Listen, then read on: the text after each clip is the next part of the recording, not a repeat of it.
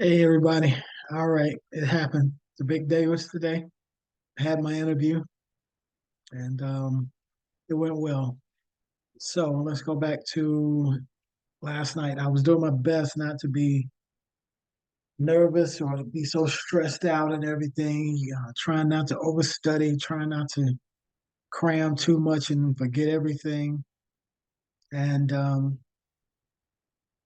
managed to do my research and print out a whole bunch of pages that I needed, probably a total of about 30 pages that I felt that I needed to review and maybe make notes on and stuff like that. And my printer ran out of ink just when I got to the last two pages, so I was able to print it from the other printer.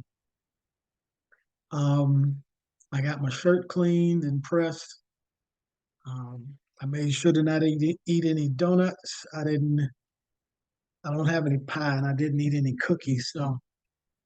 And I didn't drink two glasses of simply cranberry juice before I went to sleep. So I had no sugar in my system. I was able to sleep for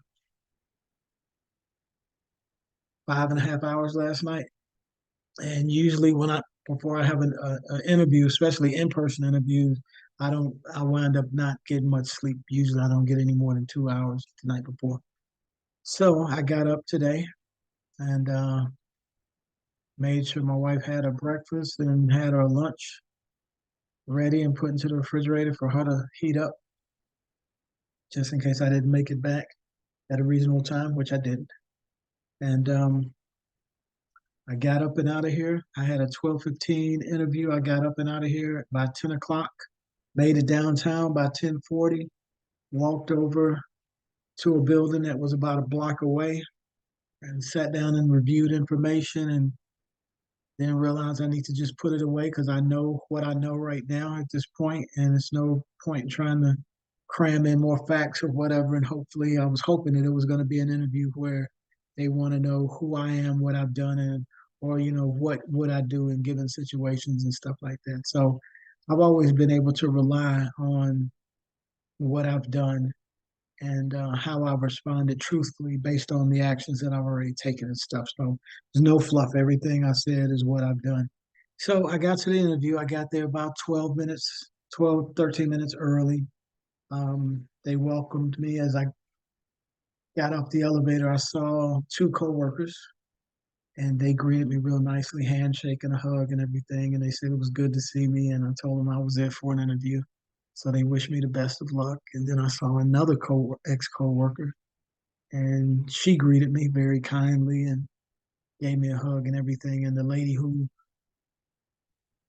is in HR who actually made the call to me, she was witnessing that as people were walking past, they were greeting me very nicely and everything. And it was good to see them as well as they say it was good to see me. So that was a plus. And so I went to the conference room to wait and I had my interview. And then when the three people walked in, the lady she was hired after I left, so I didn't know who she was, but she was a very kind, warm, and welcoming woman. She was nice, seemed like very good people. And the other two gentlemen that were interviewing me as well, I used to work with them in the fiscal department. Both of them have moved up a couple of notches. One of them is in upper level management, and the other one is in mid level management. So congratulations to them on their positions and their achievements. Um, so it was nice to see them. They greeted me, of course, with a nice handshake and a man hug. So we did that, and then we sat down for about 50 minutes, almost 55 minutes, and they did a round robin three-person interview process, and I think I answered maybe 15 questions or something like that. I think I nailed it. I was able to give examples of what I had done that actually um, were pieces of work that was for their agency back some years ago or whatever. Like, for instance, one of the guys asked me, um, tell me about a the use of technology that you've used to change or update or improve a process. I said, well, when I was here the former CEO asked me to put together an evaluation tool to document our review of the proposals that had come in for the request for proposals that we had sent out.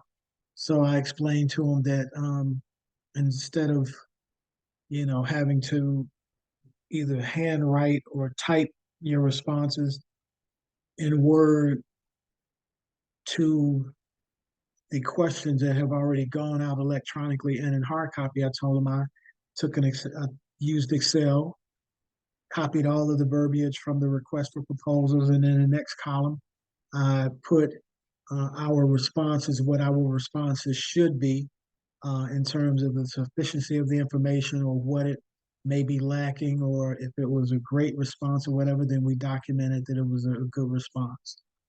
And we could assign a number value to it. So we could accumulate our reactions to their responses and assign a number to it. And I said in that way, then we stored it in the shared drive. Anyone could have access to it. And we had the hard copies. If somebody just absolutely needed the hard copies, they were in my boss's office, and I started a login system that we kept electronically so that we would know who has the hard copy, when did they get it, and then once they return it, when did they return it, and everything. So I explained that to him, and I said, I'm not sure if you all are still using that process, and he did say, yeah, we're actually still using it. We tweaked it a little bit, but yet we're still using it. So that was good to hear. And I told him about the time when our fiscal department wants to close out the grants, how we would send out a Microsoft Word document. And we would have the reporting categories, and they'd had a table, and you would put your amounts in there, and then they would send it back to us, and we would print it out, and we would literally tally up or verify the calculations that they've put into a Word document. And I told them that I took that same format and put it in Excel so that they could put in their numbers in Excel, have it automatically calculate, and we could have access to it. And that made it a lot easier to generate the reports, and everyone could have a consistent process that we all use to put the numbers in and for us to review the numbers and stuff. And he told me that they were still using that system too. So it was just amazing going into an interview where not only do you know the people that used to work there, you're aware of the programs that they had, you're aware of the contractors who have the money, you know the staff at those contracting agencies. Some, of course, some of the people have come and gone or whatever, but a lot of the people are still there. So to be aware of who they are, the nature of their programs, to know the people at the state who are responsible for oversight of the operations at this agency. I'm still aware of them. So I'm uniquely positioned for this job, and I continue to pray that I do get it. But I'm uniquely positioned for this job as having all of the knowledge of the people, the culture of the agencies, the culture of our agency, the culture of the people, the company that gave us the money, which is the Department of Commerce and Economic Opportunity at the state, um, and to have been intimately aware with these exact contractors going back since 2002 when I was with the city. So I'm hoping that they see the value that I can bring, and I would certainly want to show them how eager I am to work and how well I can get along with people. I'm a lot more patient and a lot more mature than I was 5 years ago, 10 years ago, 15, 20 years ago. So I think it went very, very well. Um, and I actually hope to hear from them very soon. Um, this job, at a minimum, would represent probably, I would say,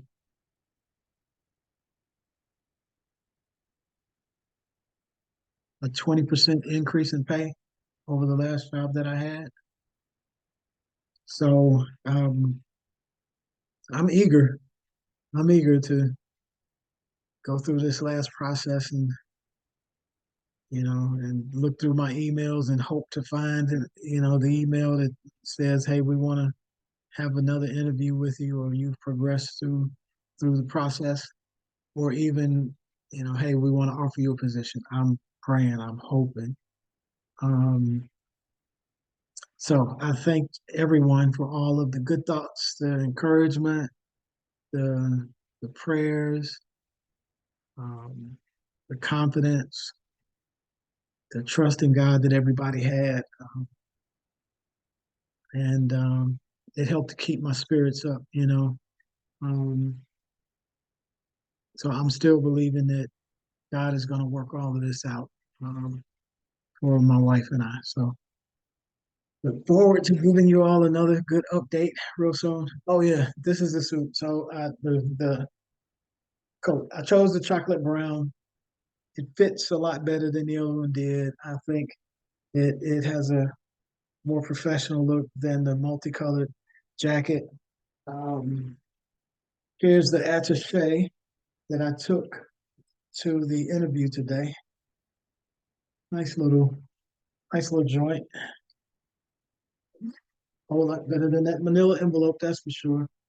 Um, you know, little three-ring binder, the pens, the papers that I had to review. So that worked out very nicely. And then I did go out and I found my old-fashioned briefcase from the guy on OfferUp. By now, you all should be laughing because who carries a briefcase in 2024? I do. I do. Brand new, $23 for $150 briefcase. I know you can't see the texture, but it's suede lined. That's suede down there. That's suede up there. That's suede. Oh, so I feel good. I feel good. I'm gonna go have me a celebratory drink. I'm gonna have me a drink, and sure. All right. So you all take care and love all y'all. Thanks for your encouragement. Appreciate it. Bye.